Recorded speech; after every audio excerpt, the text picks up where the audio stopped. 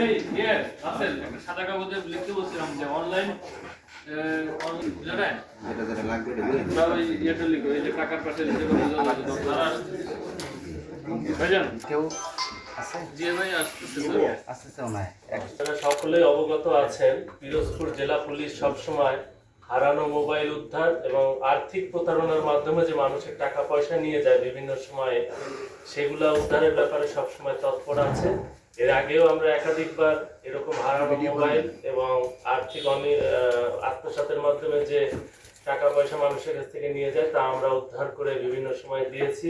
তারই ধারাবাহিকতায় আমরা আজকে প্রায় 40টি মোবাইল এবং আর্থিক যে বিষয় সেটার মাধ্যমে 90,000 টাকা আর্থিক প্রতারণার মাধ্যমে যে টাকা নিয়ে গেছে 90,000 টাকা সেটা আমরা উদ্ধার করে যারা প্রকৃত মালিক তাদের কাছে বুঝিয়ে দিচ্ছি। আর্থিক প্রতারণাটা একটু আমরা আপনাদেরকে বলতে চাচ্ছি, এটা একটু সচেতন হবেন সবাই। বিশেষ করে ইমোতে তার হাজবেন্ড বিদেশে থাকে, একজন মহিলা তার ইমো হ্যাক করে তার হাজবেন্ড সেজে তাকে বলেছিল যে আমি এখানে বিপদে পড়েছি, আমাকে কিছু টাকা পাঠাও।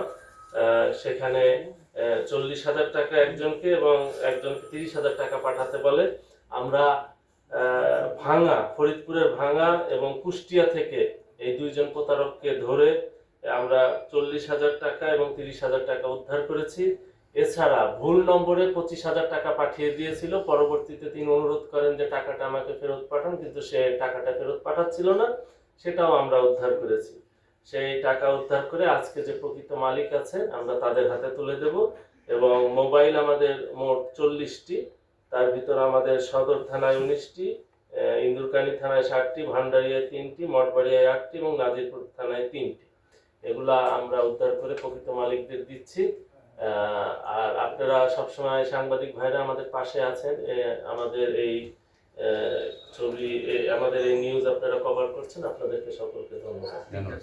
স্যার এটা থেকে কোনো আটক আছে কিনা কোনো লোক? হ্যাঁ, 2 জন আমরা আটক রেখেছি, তাদের বিরুদ্ধে আইনগত ব্যবস্থা আমরা নেব এবং মামলাও হয়েছে।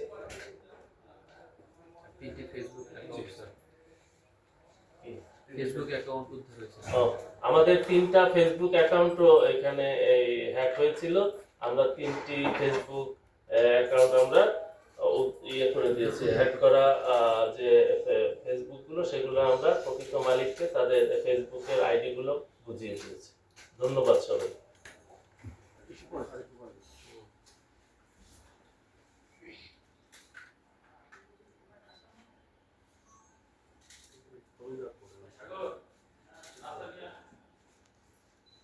ওটা আমরা পাঠিয়ে দেবো বা এসে নিয়ে যাবে, তার কারণে আসতে পারেনি, পরবর্তীতে আসবে অথবা আমরা পাঠিয়ে দেবো।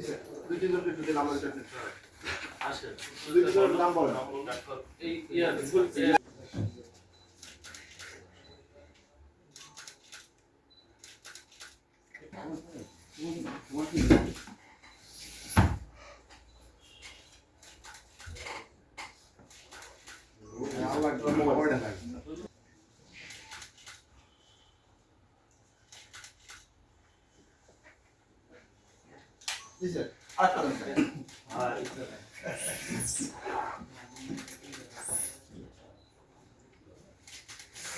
এখন আরেকজন তাদের দিকেও তাকাই।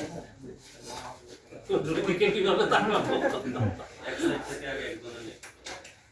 আচ্ছা, একবার এদিক তাকালে আরেকজন মহিলা শুরু হয়ে গেছে, শুরু হয়ে গেছে কথা ঠিক আছে বন্যার রাত বর্ণনা গুড নাও বন্যার চুরি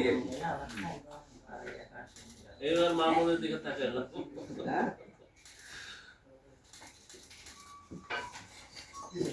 এইবার দুইটা সাথে একটা বান্ডেলের একটা যেটা দিছে ঠিক আছে। টাকা ভুল নাম্বারে সেন্ড হয়েছিল বিকাশের মাধ্যমে। ওটা হচ্ছে যে 29শে ডিসেম্বর। ওই সময় আমি জিডি করেছিলাম নাজিরপুর সদর থানায়, নাজিরপুর থানায়। ওখান থেকে পরে এখানে জিডি কপিটা এখানে জমা দিয়েছিলাম। এর মাধ্যমে তারপরে এখানে কাজ করে টাকা উদ্ধার করেছে। কতদিনের ভিতরে পাই? এটা ধরেন আনুমানিক প্রায় 1.5 মাস হয়েছে, এর ভিতরে আর কি উদ্ধার হয়ে গেছে।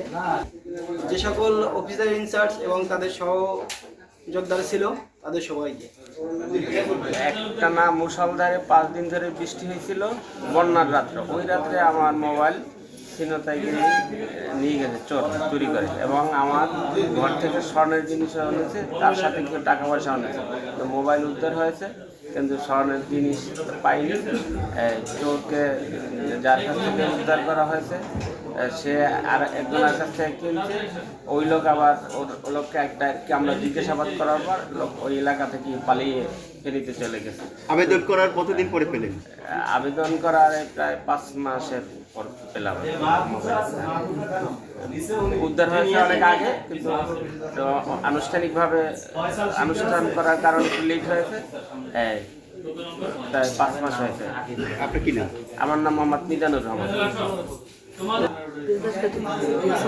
আচ্ছা, আপনার কি হারাইছে? একটা বাথরুম ফোন আর একটা স্যামসাং গ্যালাক্সি পাইছেন? হ্যাঁ ফোন টাচ ফোনটা পাইছি। মিজানুর রহমান আছে।